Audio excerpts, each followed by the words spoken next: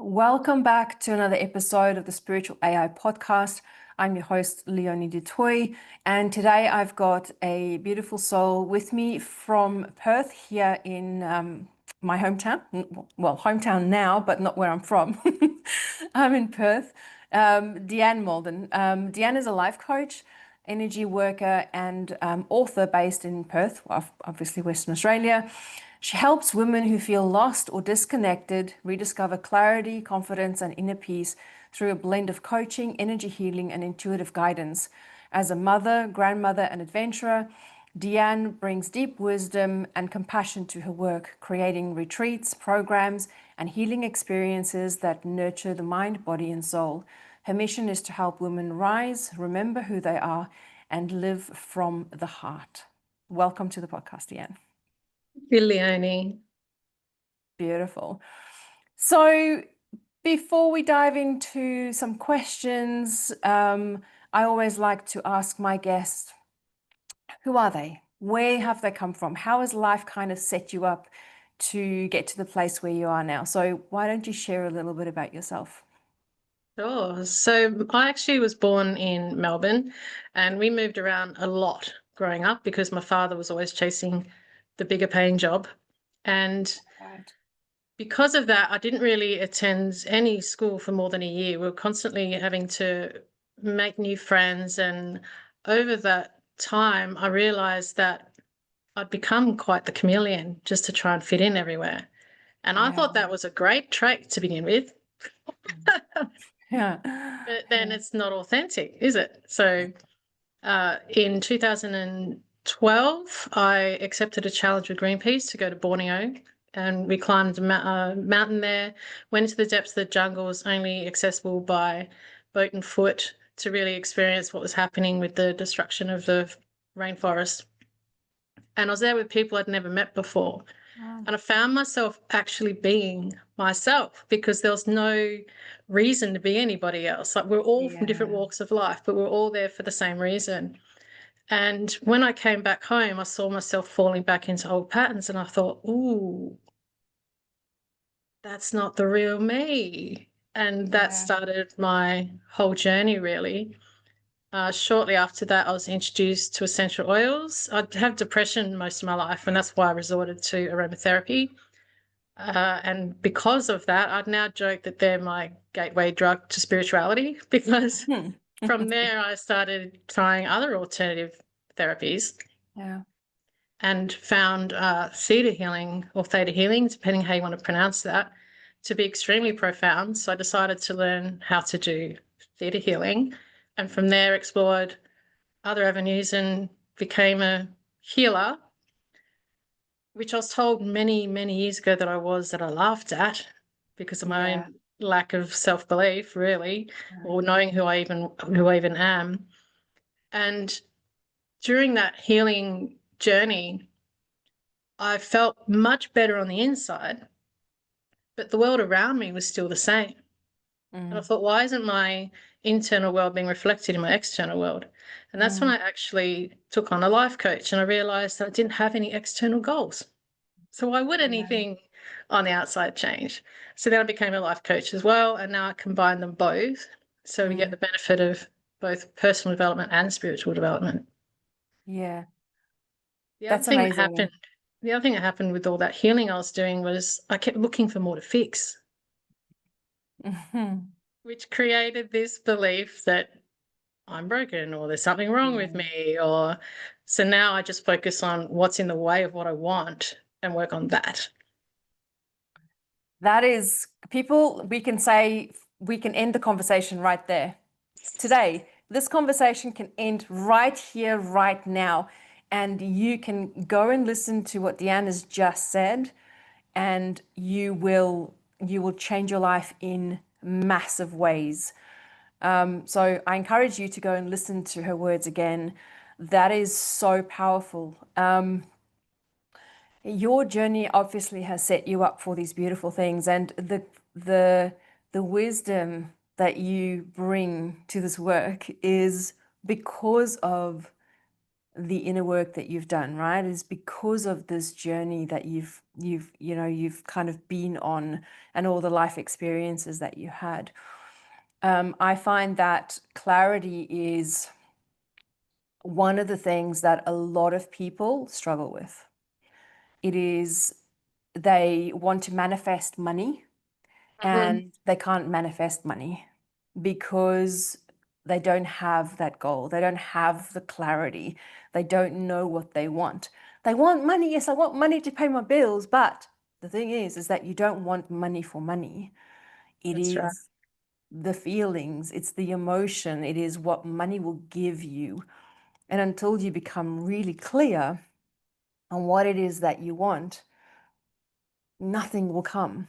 You'll just stay in that state, right? So I think let's just stay on that little track over there. Like, how, so you obviously have tools like your hypnotherapy and the theta healing and the superconscious recoding, regeneration healing, all these modalities that you use. So let's stay with the theme of money because it is something that I think a lot of people struggle with. How would you use those tools that you have, those modalities, in a session and support somebody who can't manifest the money into their life? What would you do? How would you support them? You hit the nail on the head with people not even knowing what it is they want. The first thing I say to people in a session is, Mm, what do you want? And even if they want happiness, I say, well, that's great. What does that look like? yeah, They don't even know what they want. So yeah, yeah, awareness, which I know is a focus for you as well. yeah, Awareness it is is. key. If you don't have something to go for, how can you possibly get it? Mm, And as I mentioned, I just focus on, most of my work is subconscious belief work, although I do more. I just focus on what's in the way of you getting what you want and releasing that. It's mm. fascinating how what kind of beliefs come up for people too. And they think they don't want to share it because they think it sounds mad. But Yeah, yeah, nothing surprises me anymore. Nothing. it's true. Yeah, Even if you don't feel safe, it can prevent you from having money, like not wanting to be seen. Fear of success is up there as high as fear of failure yeah, yeah, because people are afraid that they'll lose their friends. Or so, first thing I look at is what's in the way. yeah. So, okay, so how can people find out what's in the way? Do you have a process that you take your clients through that kind of help them find what's in the way? Do you have some steps or tools that you can give the listener? But the first thing I ask them is, what's the worst thing could happen if you have it? Yeah. What's the worst thing could happen to you if you have it? And they go, nothing, I'll be happy. I'm like, no, there's something there. That's what the block is that's stopping you. What's Mm, the worst thing that could happen? And as I mentioned with the fear of success, it's might be they're going to lose their friends, or yeah. some people, it's what they'll lose. Mm, Because in certain situations, a belief of self can be like, some people identify themselves as an illness. mm, yeah. I am a diabetic. Mm, So if they were to become healthy, who are they now? yeah. So it's something they're going to lose. It's a fear, and it can be a fear of what happens when they do achieve it. So, Yeah. what's the Very worst true. thing that can happen to you if you have more money? Yeah. And you have to have awareness, guys. You have to have a level of awareness to dive into this. So, and just, it's not as hard as you think to get your awareness up to that level where you can find these things. There's I want to just oh, I had something in my head. Come on, give it back to me. Sometimes people, there's a payoff for staying stuck. It's like, it's, oh, the words have just gone completely out of my head. Yeah, if they're back to what I was saying about the illness, the Yeah. benefit they get from that is attention sometimes as well. There you go. Yeah, yeah. So so there's a benefit in holding on to it. So you hold on to it because it actually It's keep it, like you said, it's keeping you safe, or it's keeping you not seen, or yeah. So it's crazy when you start diving into these things and you realize that there's so many like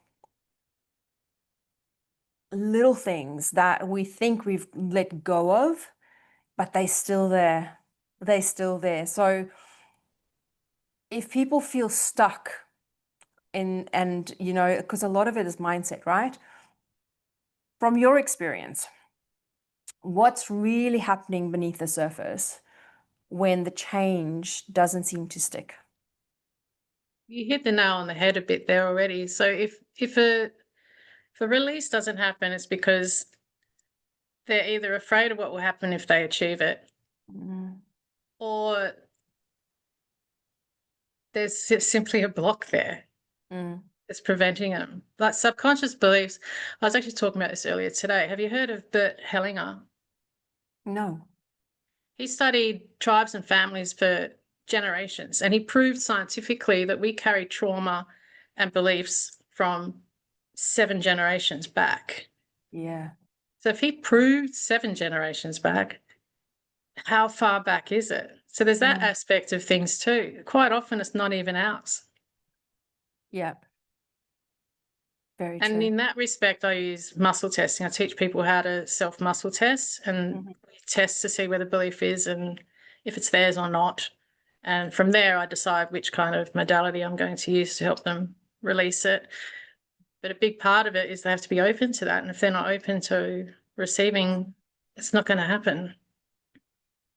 Very true. So, okay, there's a couple of things there. So, you said that there is a block. So, for people who don't know what a block is, can you just dive into that a little bit to explain to people what that block could be? So blocks essentially is a subconscious belief. Um, our subconscious is from the age of 0 to 7. So when a baby's born, you see them looking at and taking in everything, right? So Mm, everything we see and we hear, we believe to be true from the age of 0 to 7. And from 5 to 7 onwards, that's our identity that we take into the world. And mm, as children with adults, they're perfect. They can't be wrong. So when something happens, we blame ourselves for it.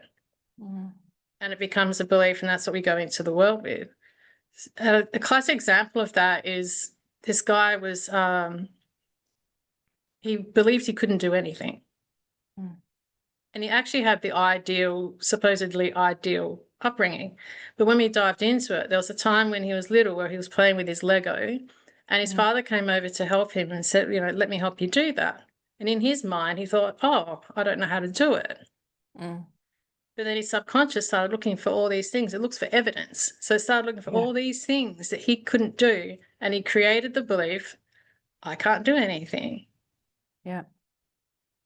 So the muscle testing is really important in the respect to finding what that belief is or where it is. And Mm, it can be so simple. And when I learned this stuff, I was already a parent and I thought, oh God,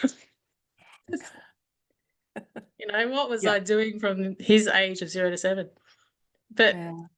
you know, what some people don't realize too is our parents needed healing as well. Yes. We Yeah. get the results of their wounds and or overcompensation from their wounds, and Yeah. that in turn creates something within us. So there's really, like you say, it's not one session you're fixed or healed, or there's layers to this stuff. There's layers, yeah. Yeah. Um, I want to give an example of for me as well, of my dad.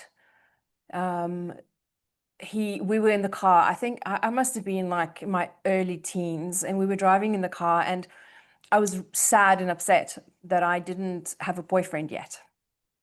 And my dad picked up on it, and he was like, "What's happening?" And we were sitting at the traffic light, and I can still see it like it happened yesterday.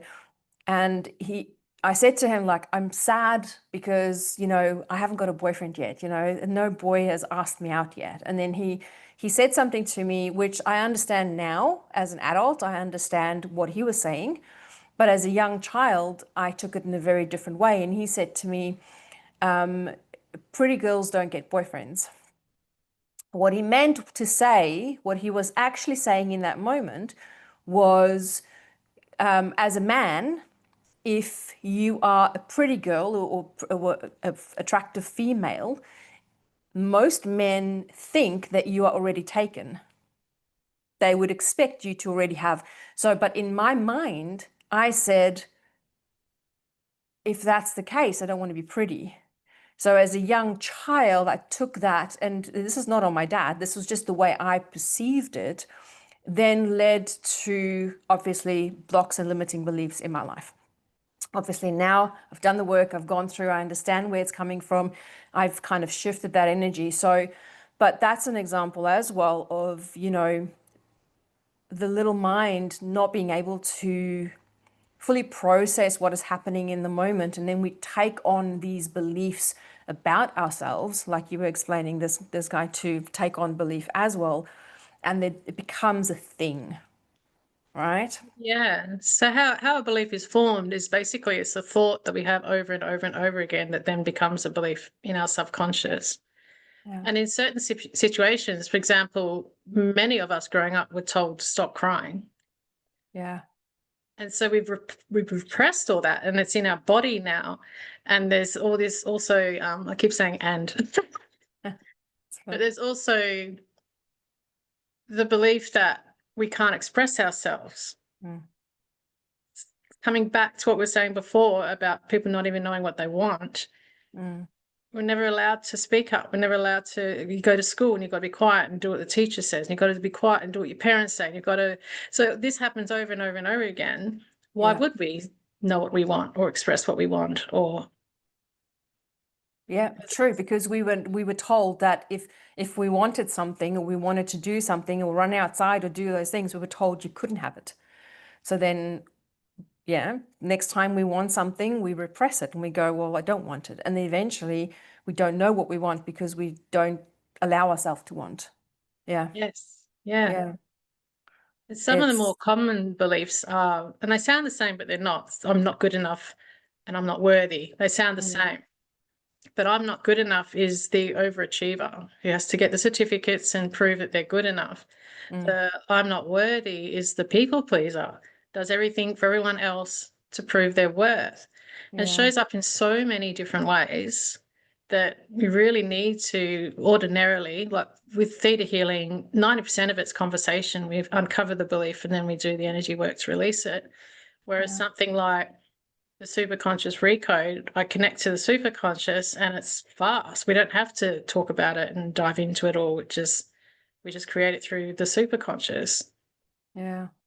So That's, I might need to elaborate on what the superconscious is. I was Should just going to I? say, Yeah. yeah. Yeah, go for it. So as I mentioned earlier, we have the subconscious, which is from 0 to 7. Then we have the self-conscious, which is from 5 to 7 into life. The superconscious is from before we were even born. So if we consider that when a mother's egg meets our father's sperm and we start to grow, there's no brain or anything to send messages for the body to create itself. That's from the superconscious field. It's a field of Mm, information for the most part. So superconscious from before we're even born. And it's a bit like those babushka dolls, I think they're called, where one fits inside the other. the Russian dolls, So yeah. yeah, so the first doll is our individual superconscious, which is potentially your higher self. Mm-hmm. And then there's the family superconscious, which is where all the generational stuff sits. And most of your listeners would have heard of the collective conscious. That's another aspect, like the human race has a superconscious.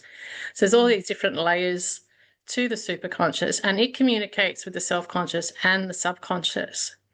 So with the superconscious recode, I connect to my client's superconscious field, and the healing is done there, which is on all levels, all layers, and superconscious just does it fast. yeah. It knows. So Yeah.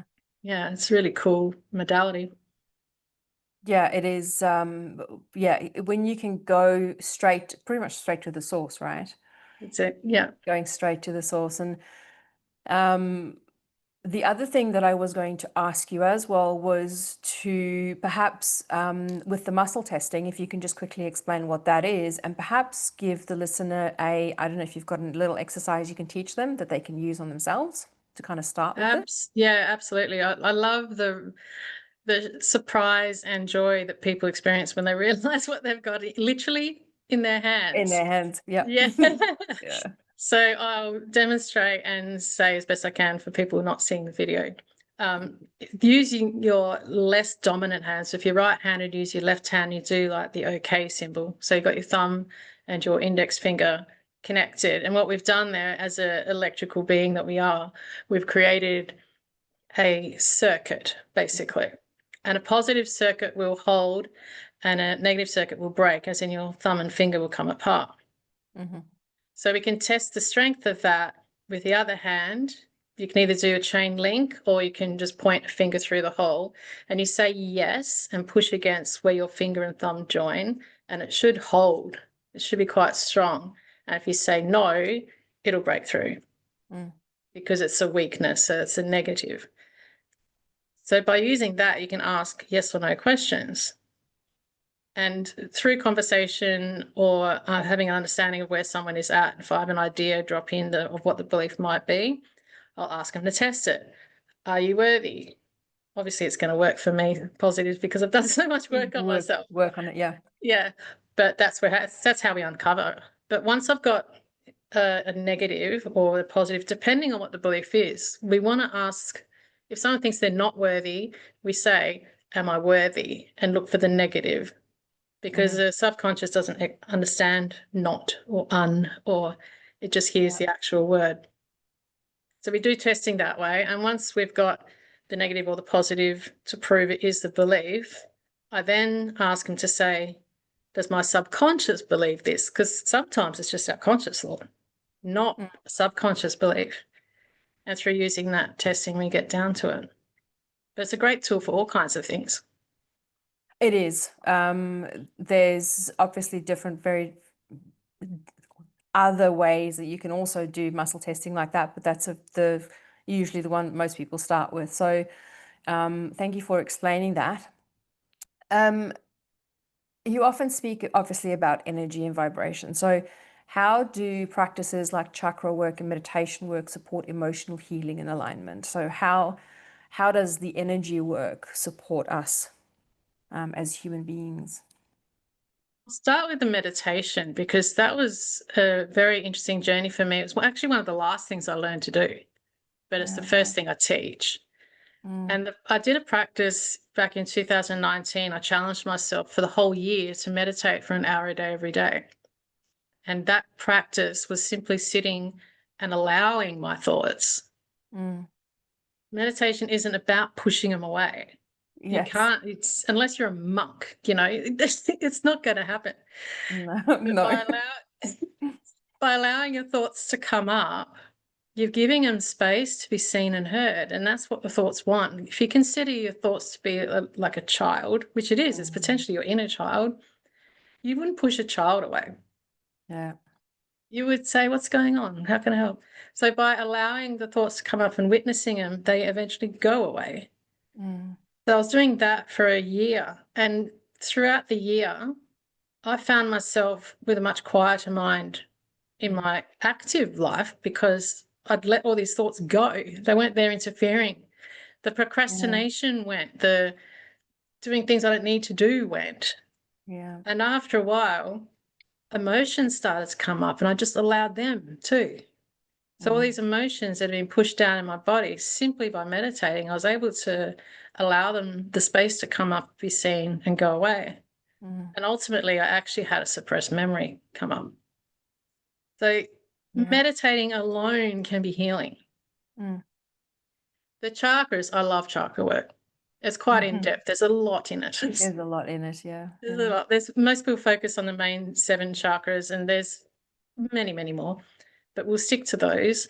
And what I've seen a lot in the spiritual development industry is most people focus on coming up from the base chakra to the crown to connect to source. But manifesting is the reverse.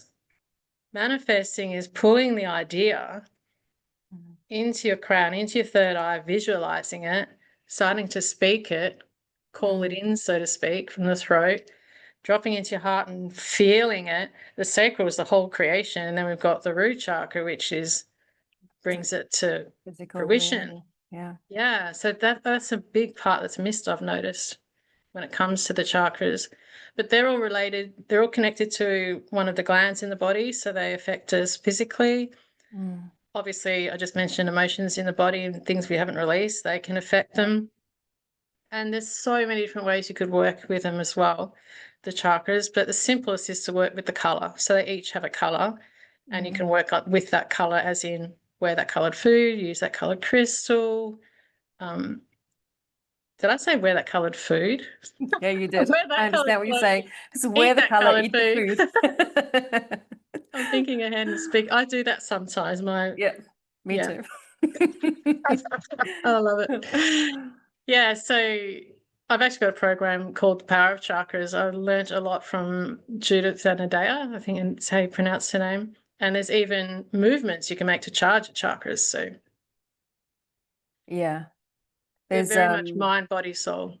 yeah, it is. It's the chakras, like you said, it can be you can read up on it and you can get the basics, and then you can go down the rabbit hole and it just expands into so many different areas. So for someone who's new to this kind of deep inner work, what is the first step towards reprogramming old patterns that you would give, like, and living a more conscious life?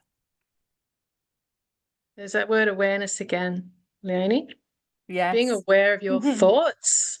Yeah. We beat ourselves up in our minds. We are harder on ourselves than anybody else. And I often say, if we spoke to other people the way we speak to ourselves, we'd have no friends. So Yeah, when these wow. negative thoughts come up, have the awareness of noticing that and challenge it. Yeah. Like I said, our subconscious tries to find evidence to prove it. We don't try to find evidence against it. So if you have that thought of, I'm not good enough, think about things you have achieved. And it doesn't have to be massive. Like, some people don't know how to ride a bike, and you might have learned how to ride a bike. You've been a Yeah. parent, possibly. You went to school and you finished year 10 or whatever it was. There's lots more things you have achieved, haven't. So challenge that thought. Is it true? Find evidence proving the opposite. Yeah.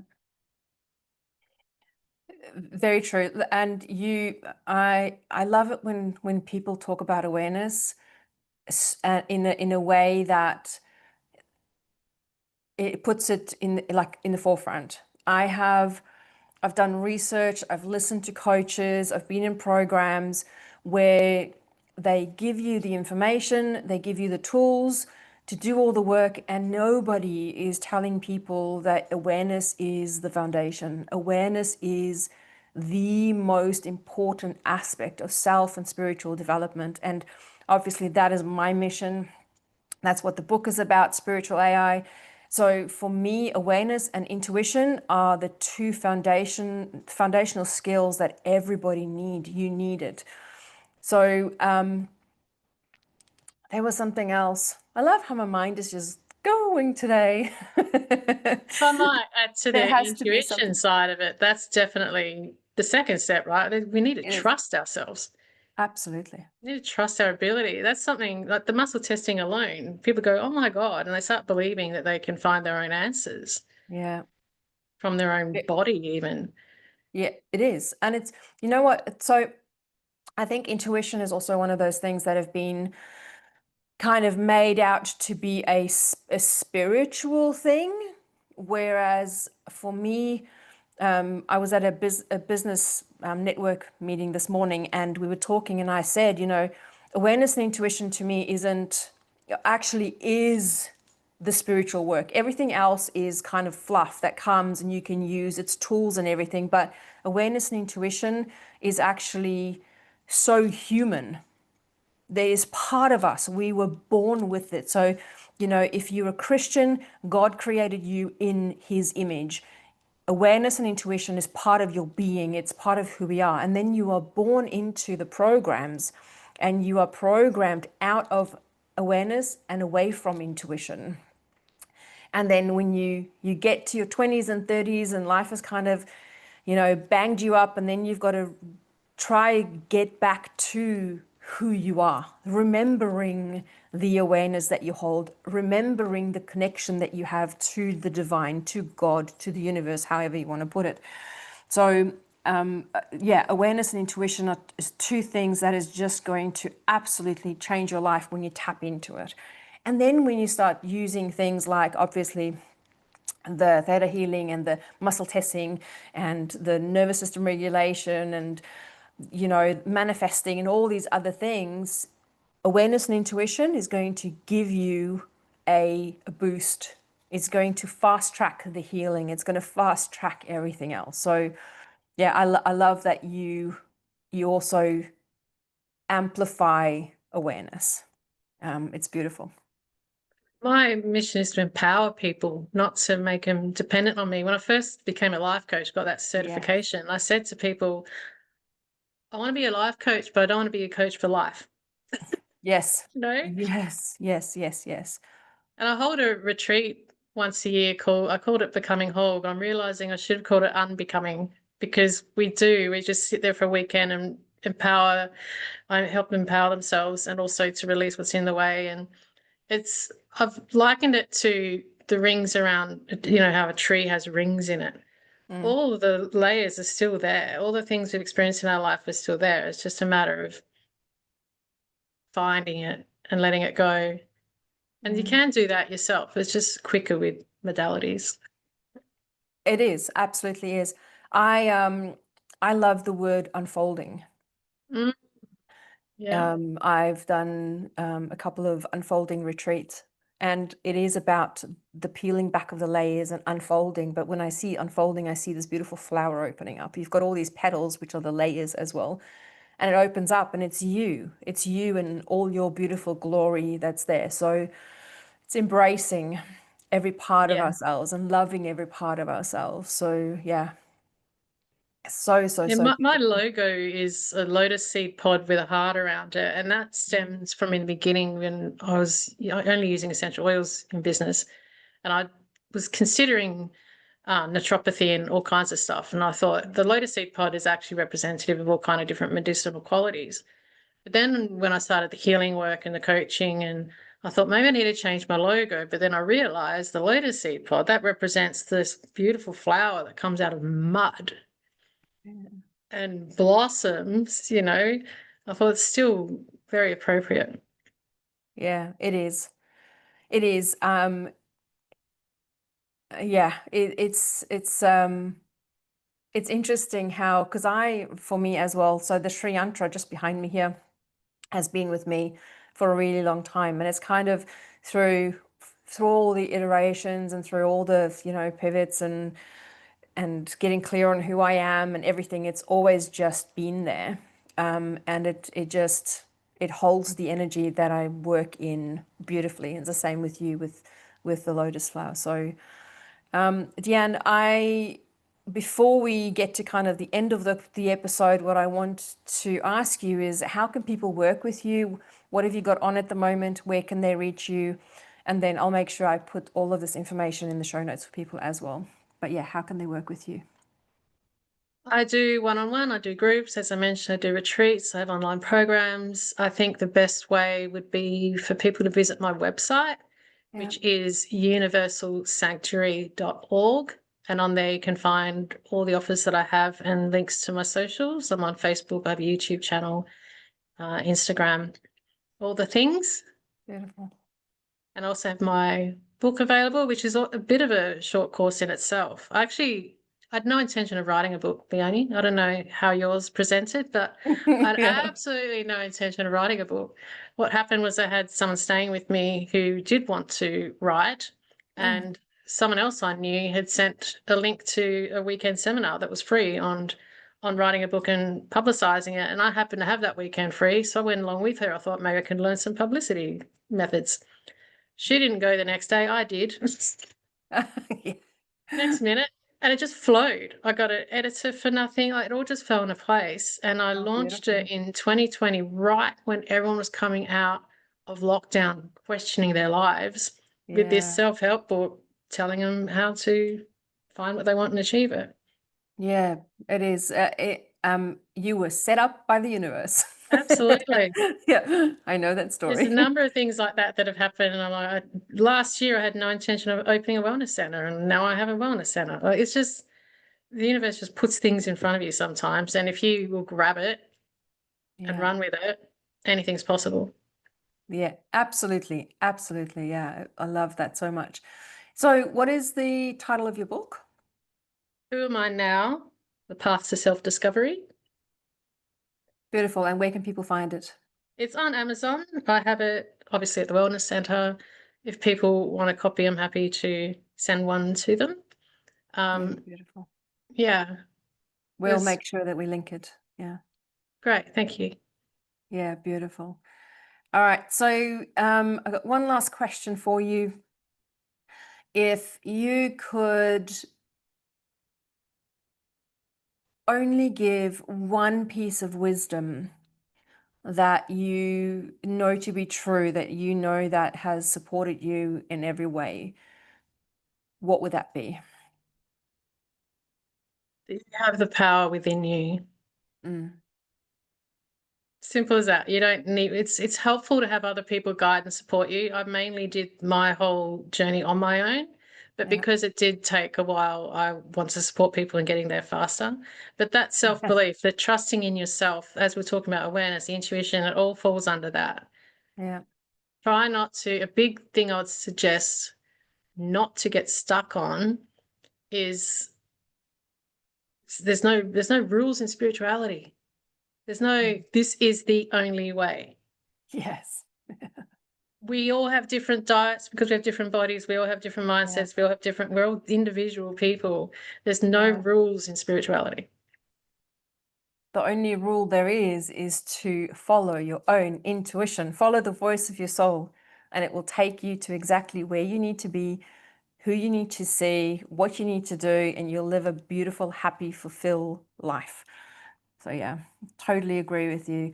Deanne, thank you so much for hopping on the Spiritual AI podcast with me. I loved our conversation. I know that we could probably talk another 6 hours, and we can probably do another episode. But yeah, I appreciate your time, taking the time to be here with us. I will make sure that I have all of Deanne's details in the show notes for you guys. Make sure to follow her on all the socials. I'm assuming that you on Facebook and Instagram and YouTube, and obviously YouTube, you mentioned that. So go and follow Deanne. Reach out to her if you felt resonating with her, if you felt a call.